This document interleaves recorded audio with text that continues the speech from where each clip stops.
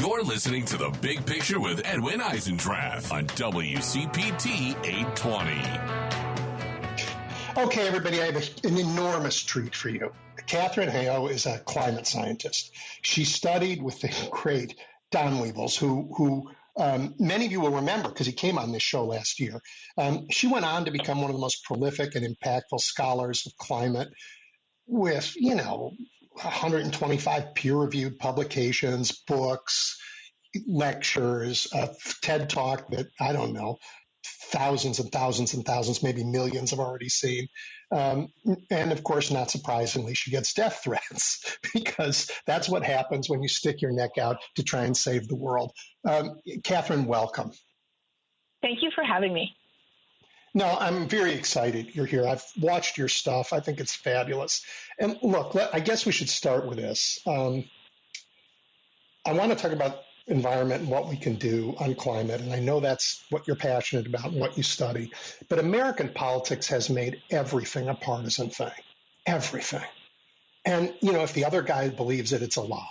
That makes progressives skeptical of evangelicals, and it makes the MAGA world hostile to environmental science. You're getting it from every direction. How is it that you stay focused and able to do the work that you do? Mm-hmm. Yeah, that's very accurate. So our world today is so politically polarized, and climate change has been at the top of the most politically polarized issues in the United States for over 15 years now. And very sadly, that is spreading around the world. Now, in every high-income country around the world, politics attenuates people's levels of concern about climate change, which makes no sense because a hurricane doesn't stop and knock on your door and say, "Excuse me, who did you vote for in the last election?" before it rips the roof off your house. And a wildfire doesn't look into the demographics of your neighborhood before it burns it down. But unfortunately, we've gotten to a place where very basic fact-based issues like the numbers a thermometer will give you have become identity markers for people, part of who they believe that they are. And so sadly, in this type of world, we can have people essentially saying, "I don't believe in gravity," and when they step off the cliff, they're still going down, screaming that they don't believe in gravity, taking people with them. And it's really devastating to see these types of decisions being made, in some cases by people who do know better, but a lot of times in cases, people don't. So it's really a heartbreaking time to be studying what's happening to the world, not just what's happening, but how people are responding to it. Yeah, we saw this in COVID where it was so political that people were literally dying. And their doctors are saying, "Look, you've got COVID." And they're saying, "No, I don't." And the next thing you know, they were dead. Oh, yeah. In fact, I unfortunately knew some people like that. And I could see it coming. So I was writing my book, Saving Us, right at the beginning of COVID. And Saving Us is all about how we can still have positive conversations about climate change in a highly polarized environment. And literally, as I was writing the book, I could see it happening to COVID in real time. Mm-hmm. That's so interesting. I mean, I just think I'm frustrated that some of the biggest problems that we face are being the credibility of people who talk about them is being attacked with ad hominems, and the facts are being polarized to the point where they stop being facts for people. And even death is not convincing them otherwise. And I don't know how we break through that, but that's something you've thought a lot about. Mm-hmm. It is. And the first thing I say when I tell people that one of the most important things we can do about climate change is to just have a conversation about it, is people often assume that I mean they need to run out and immediately have an argument with, Uncle Joe or our neighbor or our colleague who is just completely sold out on how this isn't real. And there are about 10% of people in the U.S. who are what the Yale Program on Climate Change Communication calls dismissive. And I like that word dismissive because it's accurate and it's descriptive. A dismissive person would dismiss an angel from God with brand new tablets of stone saying global warming is real and split high letters of flame. So why would we think that we can convince them? I don't think we can. I think it takes an honest-to-God miracle to convince dismissive people, and I don't think there's any point wasting our time or breath arguing climate change with them. But here's what the data shows us.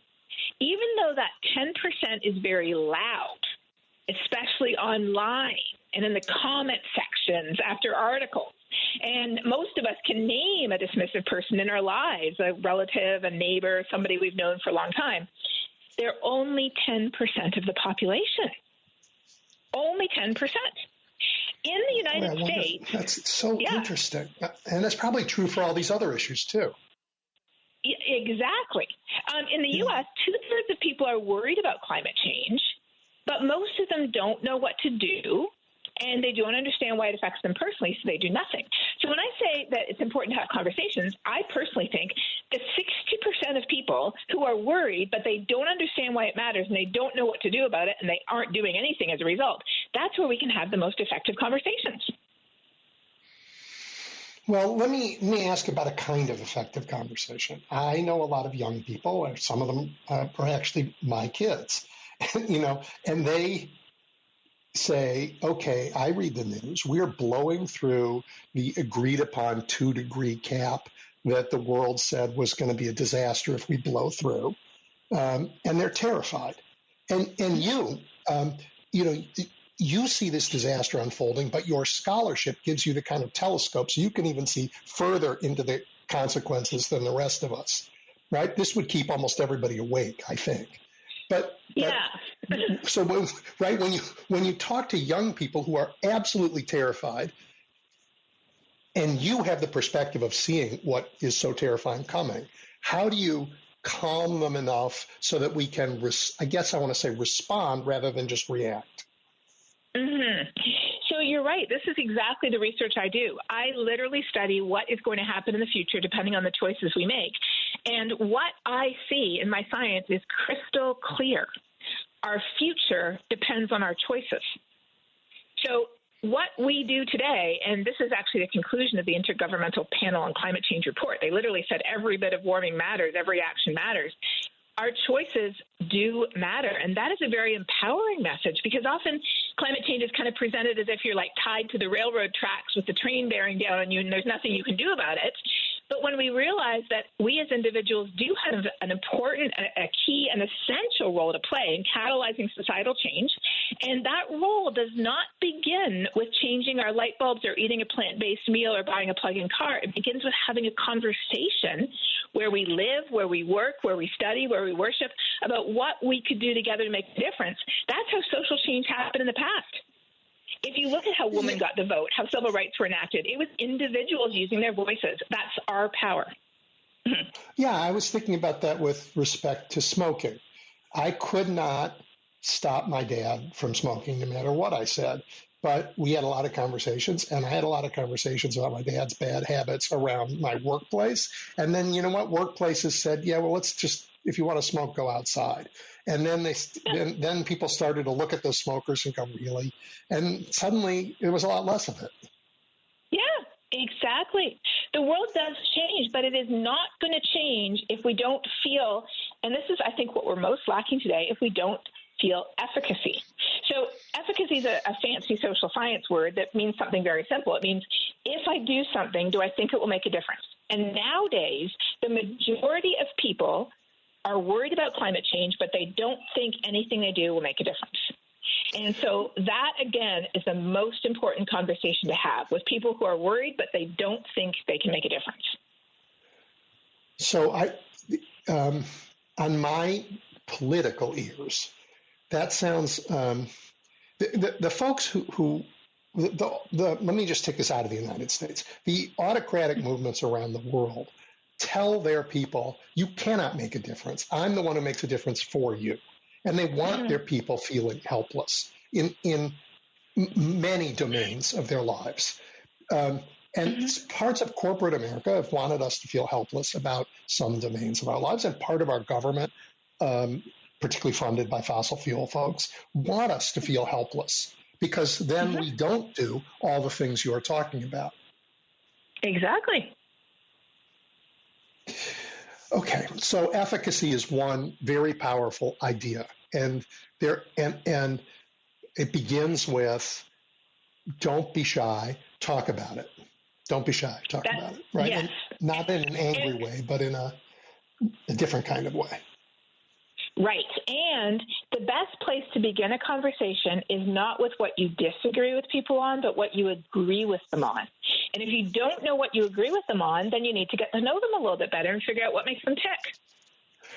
So, yeah, it's like you're reading the notes I have for our conversation right in front of me, because my next question goes like, I know you to be a stunning communicator, and your connection, when you connect to people on science, it's actually a vigorous assertion of shared values. You go right to values, and I think that's remarkably powerful. Thank you. Well, I think it's the only way we can have positive, constructive conversations, because we make decisions based on our values all the time. But if the biggest issue we have with climate change is that people don't understand how climate change is affecting their values because they think of it as an environmental issue. And if they don't see themselves as an environmentalist, and many people don't, then they don't see what the connection is. And so that's why so much of the work I don't do a lot of environmental work. I do work, for example, I co-founded Science Moms, and it's all about how being a parent and caring about your child's future means you're the perfect person to care about climate change, whether you think you're an environmentalist or not. And so that's just one example of a great place to start the conversation. Because we have enough time to do this, would you take a minute and talk about the science, and then both your academic work and then more a little bit about your non-academic work to help enlist all of us in the fight? Mm-hmm. So my academic work focuses on what the future will look like depending on the choices we make today. And that is very dire work, as you can imagine, because climate is changing and humans are responsible and the impacts are very serious. But what I found very early on, as long ago as 20 years ago, when I was doing regional impact assessments for California or for Washington, D.C. or the city of Chicago, we found that there was a night and day difference between a future where we just sort of continue business as usual compared to a future where we take climate action seriously. A night and day difference. And the uncertainty in terms of where we end up in the future, it is not scientific. It's not uncertainty based on how clouds respond or, feedback systems and the feedbacks in the climate system. It's the uncertainty is entirely human. It's the choices we make. It is the choices we make for our energy and efficiency, how we manage and use our land, how we develop and maintain our infrastructure. All of it is in our hands. And a lot of it is not just in our hands at a national level. A lot of it is in our hands at the regional to local level. Cities have so much power to make really impactful decisions. And often in cities, they find that people can get together more because they have more in common. And it's less polarized when you're making a decision about your city where you live than it is making a decision about an entire country. Well, talk about some of those decisions we can make in a city. And let's talk about Chicago's a fine example, because I'm sitting here and you studied it and you made some recommendations. Talk about the kinds of things municipalities can and should do. Mm-hmm. So obviously, the first thing that cities can do is they can help with climate mitigation. In other words, they can reduce their own use of coal and gas and oil, and they can encourage inhabitants to also reduce their use. So, for example, cities themselves can get their energy, the electricity that they use from clean energy sources, and not just Chicago, but the city of Dallas, where I live, Houston, many other cities around the world are already doing this. But they can also make it easier for people to make choices. Easier for people to choose clean energy, for people to take public transportation, make it easier for people to find places to plug in their car, make it easy for people to reduce food waste and compost and get rid of food waste in a way that doesn't produce heat-trapping gases, address issues like people living in food deserts that don't have access to healthy food that's also better for you and lower carbon footprint, like fresh fruits and vegetables. There's so many things that cities can do. And then cities can also help to keep people safe as climate changes. And this was a big part of our study for Chicago, because Chicago had two very serious heat waves in the 1990s. In 1995 and 1999. Yes, hundreds of people died. Yes. And so central to Chicago's climate action plan is helping to green the city. So because in lower income neighborhoods that have less green space, they can be up to 15 degrees Fahrenheit hotter during a heat wave than a high income neighborhood with more green area. Not to mention the fact that vegetation and nature filters air pollution, provides some place for water to go when it rains, improves our mental and physical health by being able to spend time outside in nature, and reduces the amount of energy that you need for cooling demand in the summer and during heat waves. So there's all kinds of things cities can do, and Chicago itself is doing, to bring nature into the city to help protect from heat and flood as climate continues to change, as well as reducing the impact of the city and its inhabitants themselves on the problem in the first place. Yeah, that's very important. A number of the things that happened in the last administration, the Biden administration, were incentives for both localities, like cities, to make those decisions, but also for corporate America to make those decisions to incent all kinds of innovation in green energy. I fear that all of that is ground to a halt with a new federal reliance, a monopoly reliance on fossil fuels.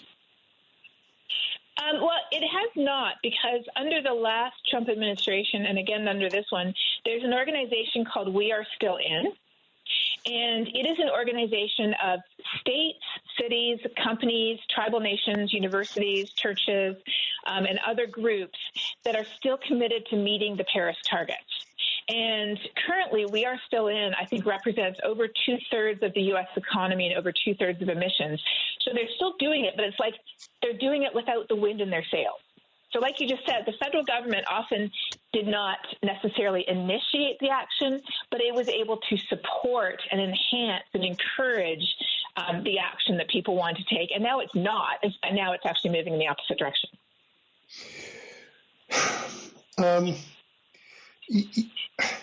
I have evangelical relatives who have bought all of the politics that has gone with that lately. But on the environment, I've looked at, Genesis 2 that says he created Adam and put him in the garden, to till it and tend it, as a clear, like the very first interaction between our species and God is, would you please take care of this planet? Yeah, I mean, that's how Genesis, do we talk to Genesis 1. Yes. Yeah. All right. So I loved your Instagram post about the thing that you called the things people say about me. How important is, humor in this fight? I think it is very important. So I have a series of videos that I do every once in a while on Instagram where I take the nasty comments I've gotten, set them to music with some illustrations. And part of that is just because you have to, you have to laugh so you don't cry. But interestingly, research has shown that comedy can be very effective, obviously, at talking about these sort of hot button issues and helping us sort of get past the doom that so often clouds our perspective, and even some of the denial that does as well. And so there's research specifically showing that climate comedy can be effective. And on Blue Sky, which is the new social media platform that's sort of like what Twitter used to be back in the day, on Blue Sky they have this really great function where you can create starter packs of accounts that you want to recommend. And so I have created a bunch of different starter packs on different climate-related topics, and I've created one on climate comedy. People or organizations who specifically do funny videos or stand-up comedy or other types of comedy about climate change. And some of them are even climate scientists themselves. And I find it very appealing because laughing is good for us. When we get too doomed and too overwhelmed, we just get paralyzed. And if we're paralyzed, we're not going to do anything. So getting together and having a laugh sometimes about the grimmest things can, I think, really be helpful and healthy. Absolutely. All right. Well, let me ask you about a couple of grim things.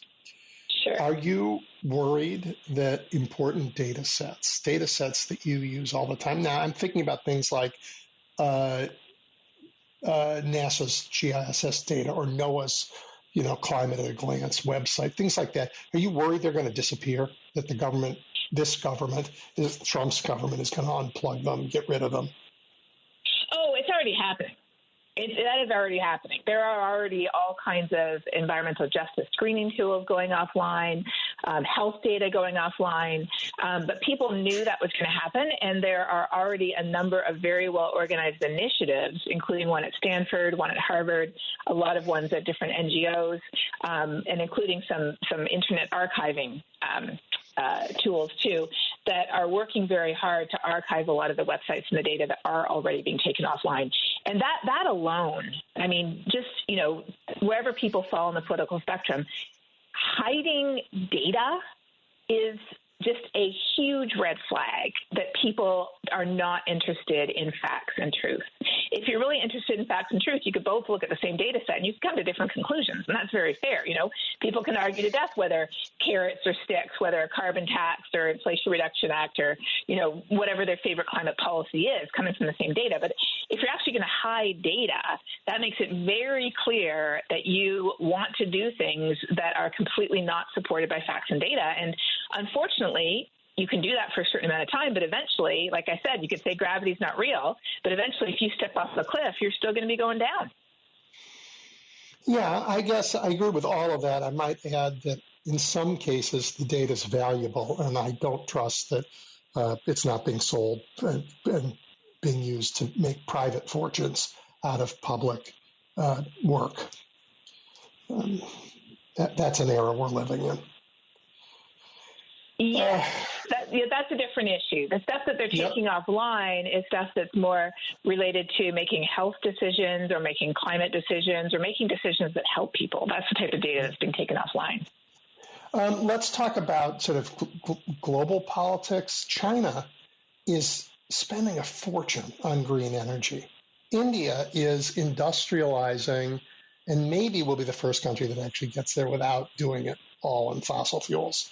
But here we're sort of doubling down on it, right? What's the long-term consequences for the United States if we look backwards when everybody else is looking forwards? Well, it's like you're investing in horses and buggies when Henry Ford has already built the first assembly line and is turning out Model T Fords. That's what the situation is like. You're right. China and India are doubling down on green energy. Last year, China installed more solar energy in 1 year than the U.S. has in its entire history. And the U.S. is basically trying to move backwards into the past when pretty much every other country in the world is moving forwards into the future. And that means it will be left behind.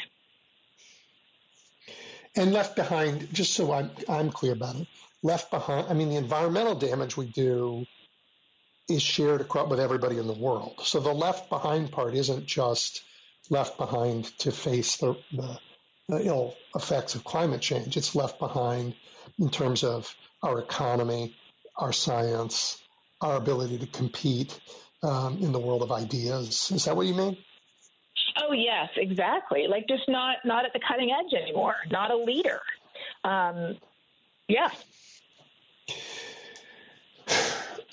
My personal conviction is that one side is entirely to blame for all of this, but that conviction doesn't lead to a remedy. What is the way that we can maybe it goes back to the kinds of conversations we have to have, but how do we I want to be true to myself when I want to point across the table and say, hey, look, you're responsible. You just want to hold on to your Exxon stock till we all die. But I know that finger pointing isn't going to help us.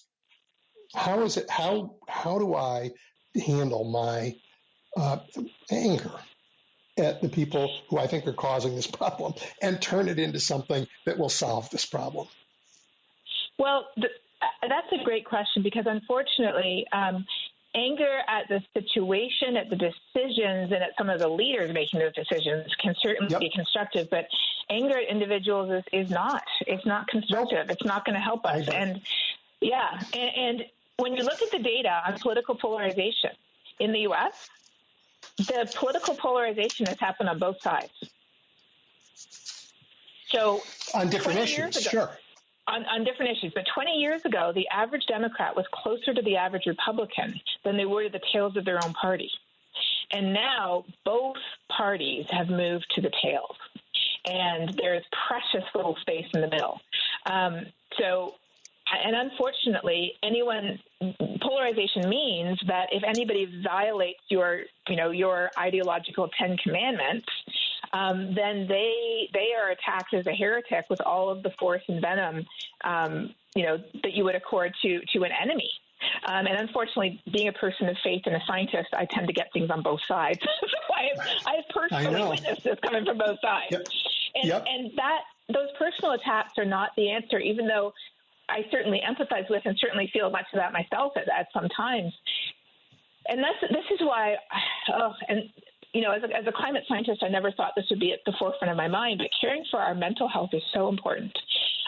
Spending time doing the things we love in the places we love with the people we love, spending time outdoors, spending time doing things that are constructive rather than destructive.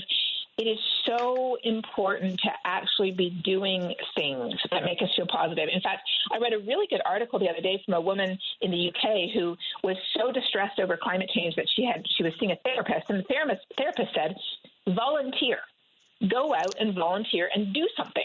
And so she volunteered for a group that went to pick up garbage at a local park, and she said it changed her life because she was actually interacting with people in a positive way, making a difference, and it gave her the tools that she needed to move forward from a practical perspective in terms of how she viewed the larger issue, her own sense of efficacy, and channeling that anger and that rage into doing something productive, not stewing, not arguing with people online. That isn't productive because it doesn't actually make us feel better. It doesn't make the world better.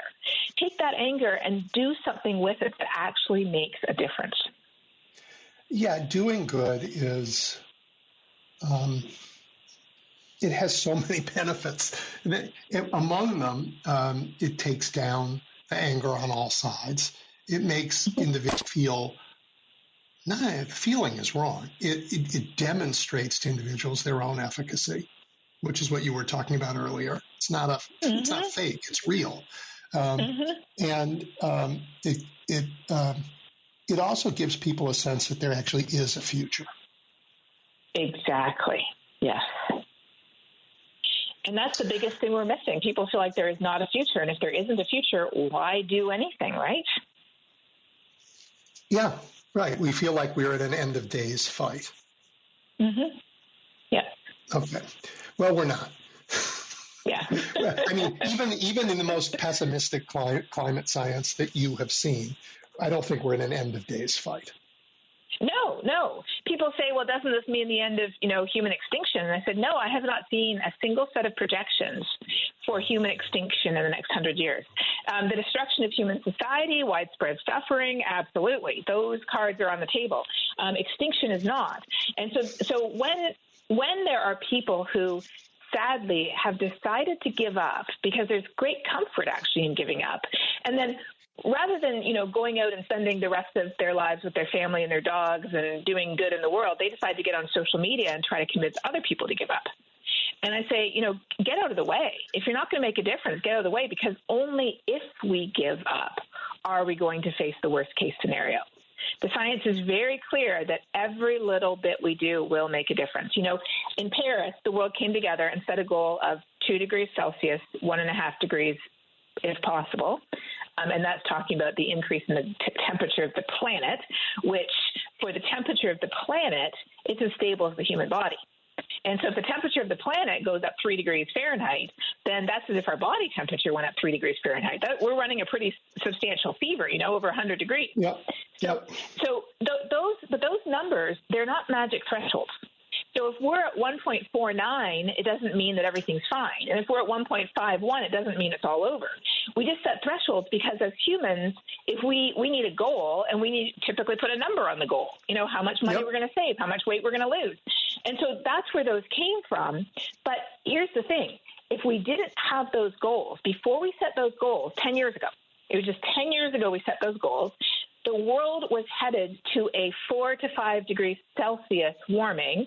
That is a 7 to 9 degree Fahrenheit warming. Imagine if your body heated up by 7 to 9 degrees. That's what we were heading to by the end of the century, 10 years ago. And thanks to all of the policies and the clean energy initiatives enacted in the last 10 years, we're now headed to between 2.7 and 3.3. Now, that is still too high, but that is a lot better than 4 to 5, and that's just in 10 years. I think that's very comforting. And for me, a different measure matters as well, and that's just the rate of change of climate. Mm-hmm. You know, and because I hear people say, "Oh, well, climate was, it was hotter." Oh, I don't know, at the beginning of the planet's history, I guess. Or we've had ice ages. They're like, okay, but there were like 11 human beings on the planet at the time. But climate change has always been with us, but it's been so much slower that there's been time to adapt. And the speed of climate change scares me almost as much as the thermometer. Mm-hmm. Well, you're totally right. It actually is the speed that is most concerning because we humans have never seen climate changing this fast before, ever. It's never happened during human civilization on this planet. And as far back as we can go, if you look at the last period of most rapid warming 55 million years ago, well before humans, our best estimates as scientists is that warming was happening at a tenth the speed of the warming today. Yeah. So if you are just thinking of plants and animals, yes, some plants and animals will survive. I think, cockroaches and possums can probably survive pretty much anything. But most plants and animals have never faced conditions where they had to change 10 times faster than the last period of most rapid change. And when the natural environment cannot change quickly to adapt to changing circumstances, that is when extinctions occur. And just to be very clear, nature doesn't need us. We humans are the ones who depend on nature for everything, for literally the air we breathe, the water we drink, the food we eat. Everything we have comes from nature. And so it isn't, people often say, oh, well, we have to choose between caring for the planet and caring for people. And I'm like, well, good luck caring for people if the planet is just, if there's no nature on the planet, we're gone. It really is about saving all of us together. And like you just said, the rate at which this change is happening is most concerning. People often say, well, hasn't it been warmer before? And I say, well, if you really want to be worried about what's happening today, talk to some paleoclimate scientists.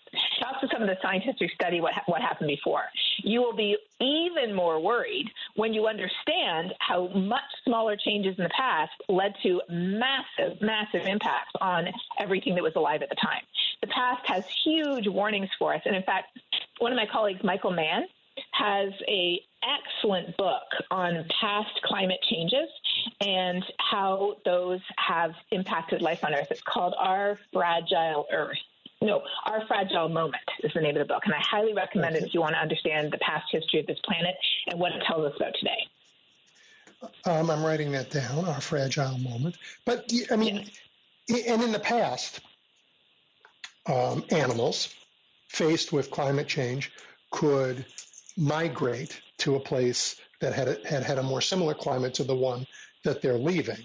But migration of human beings is difficult enough, and of animals impossible because we're in their way now. They cannot move. You can't. Elephants are not going to move to Europe. It's not possible. Right. And even humans, for a long time it was very popular to talk about climate havens. So what types of place would still have water and a pleasant climate under climate change? But it's a myth. Yeah. Chicago, Toronto, where I'm from, Asheville, North Carolina. Oops. Oops. Yeah. So in Chicago, I led the climate impact assessment for Chicago back in 2008. And in 2011, the city of Chicago and Cook County was sued by Farmers Insurance because they said that the county and the city had failed to account for how climate change was affecting flood risk, and they were leaving the insurance companies to pick up the tab. And unfortunately, they couldn't say that they didn't know because they did. We'd done the impact assessment 3 years before.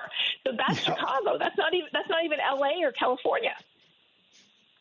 Well, I mean, if Lake Michigan rises, we're in a swamp. If Lake Michigan goes up a couple feet more, as it did a few years ago, came right to that threshold, and then we have a rainstorm, there's no place for the water to go. Mm-hmm. Exactly. And even if the lake level doesn't change, we are seeing significant increases in heavy rainfall in the Chicago and the Midwest area, especially in the spring. And you just get much more rain falling at one time. And so your existing storm sewers and water drainage systems can't really cope. Nope. Everybody knows that. Yeah. There's a lot of digging out every year. Flooding. It's expensive. So, All right, let's just go back a little bit and talk about now the advice. We began with, like, what do you tell young people? So go out, talk to people, volunteer, do something positive. But let's be a little more specific about the consequences. I know that I eat a lot less meat than I used to. I want to say it's because I'm aware of the climate impacts, but it's probably just because I'm older. I certainly don't. I don't fly. Multiple reasons. Yeah. Right. I don't fly like I used to, but then I was consulting and flying all over the planet in an earlier part of my life. Now I don't do that very much. Food waste is really interesting, and I'd love you to talk about that, because I don't think people understand how food waste is contributing to this problem. I agree. How is it? Tell them. So most people know, and if you don't know, let me be very clear, that what we eat does have a big impact on climate change. Specifically, large-scale industrial animal agriculture, especially beef, produces a lot of heat-trapping gas emissions just because cows burp a lot. They burp, and they burp methane, which is a very powerful heat-trapping gas. And so the lower down the food chain we eat, the less the greenhouse or the heat-trapping gas emissions associated with our diet. So chicken is better than beef. Fish is better than chicken. Plant-based meals like tofu and lentils and other plant-based proteins are better than fish. And even having one day a week where you try a new veggie recipe is a great idea. It can really help. But almost, in some cases, equally important is the food we don't eat. The food that in North America and many other well-off countries just decays. And when it decays uneaten, it produces massive amounts of heat-trapping gases. In fact, if food waste were its own country, it would be the fourth biggest emitter of heat-trapping gases in the world. That's how much food waste we produce. And so when I learned that, that's amazing. Yeah. It's amazing. So South Korea has reduced their food waste by over 95%. How? And if they can do something like that, why can't we?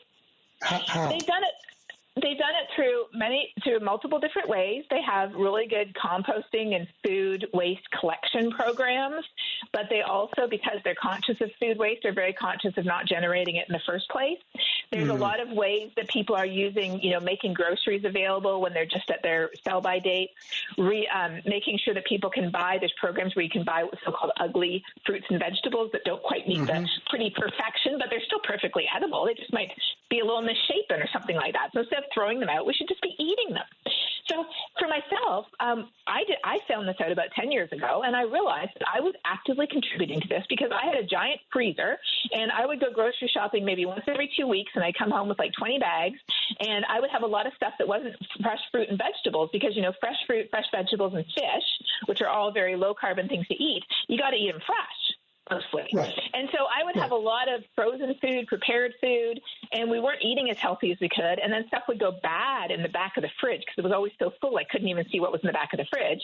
And we were wasting a lot of food. So I got rid of my freezer, and then I put my shopping bags in my car, and I picked a grocery store that was on the way home from university. So between my house and the university, I picked a grocery store, and I started shopping 2 or 3 times a week. But I would only walk out with 2 or 3 bags, which is very easy, and we would have so much more fresh food, and the fridge was half empty, and the freezer was gone, and we totally changed our eating habits.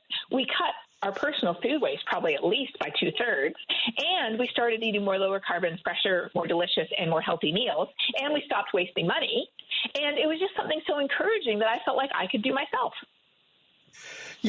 I got to say, I love talking. You make it sound, this is Tom Sawyer painting the fence. You make it sound like this is right. This is fun. Everybody grab a brush. We can all do this together. We can get it done. And it's just amazing your ability to communicate, our power to make a difference. Thank you. And that's what we all can do. I really think we can because, scientists are the second most trusted and effective messengers to have these conversations, but people we know are number one. And so that is why every single week, usually on Saturdays, and it's coming up this afternoon, I have a newsletter every week called Talking Climate. And every single week, I share good news about climate solutions. I share not so good news about how climate change is affecting something we care about, like diabetes risk or chocolate or sporting events. And then I share something concrete that we can do to make a difference. And it's all with the goal of helping people have positive, constructive conversations that make us feel better afterwards than we did before. And this was last week, somebody said something so nice to me. They said, your newsletter is the only news on climate that I can click to open without a bad feeling in the pit of my stomach. I'm actually excited to read what you have to say, and after I've read it, I feel full of good news that I can share with people around us. Katharine, tell people how they can get your newsletter. It is very easy. It's called Talking Climate. You can go to talkingclimate.ca, or you can go to my website, KatharineHayhoe.com, or you can even follow Talking Climate on Instagram or Threads. Yeah, I do. It's fabulous. Thank you. So I don't know. I'm going to, while you were talking about food waste, I was desperately trying not to think about the millions of tons of food that USAID, when they pulled the plug, have left sitting to rot in ports around the world. I'm trying not to think about that. Yeah. Right? And to think about, that if 100 million of us in America do our job, might counteract that disaster. Exactly. Because if we obsess with things we can't do anything about, it actually makes us feel even less efficacy than what we did. We have to, that prayer about, give me the wisdom to change the things I can. That's what we need to do. There are things that are within our control, and that is where we need to channel our energy and our emotions, including our anger, into making a difference where we can. All right, everybody. I'm telling myself that too.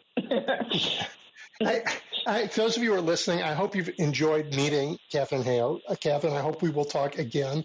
If you're listening, please sign up for Talking Climate. Read Saving Us. It's, it is not just, for those of you who are listening to the show because of the politics, what she's talking about will help you engage in that fight better too. I promise. I wish you all the best and love your research, and you will come back from time to time and update us on what you see going on. I would love to. Thank you so much for having me. You're the best. Thanks.